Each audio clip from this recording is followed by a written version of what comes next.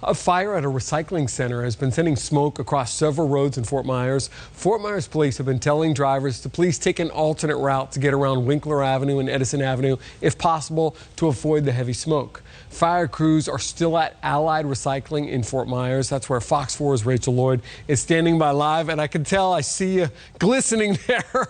It is hot.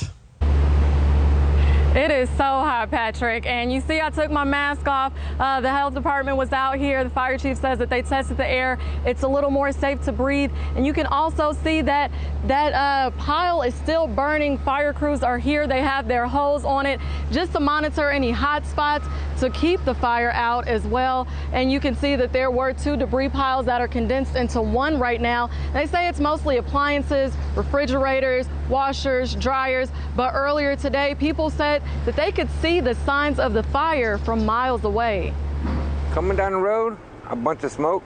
Roland Schuler describes what he saw on his way to sell some old metals to Allied Recycling in Fort Myers this morning. Then he says the intense smell of smoke hit him. I could not smell it until I get here, until I turned the corner. Paul Clough works at Cornerstone next door and saw the smoke as he drove to work from Cape Coral. I wonder what it could be, where it was at. We didn't expect it to be right here next to where we worked at. Fort Myers Fire says employees were inside when the fire broke out around 9 a.m., but luckily no reported injuries. I think there has been fires here, but nothing of this magnitude rings a bell with me. Fire Chief John Caufield says crews contained the fire this afternoon, but it's still burning. So he urges people traveling in the area of Veronica Shoemaker in between Winkler and Edison Avenue to stay cautious throughout the night. Best advice we can give people is to stay out of the smoke. But as you can see, the plume is the major portion of the plume is pretty concentrated, and then you're going to smell it because there's plastics burning.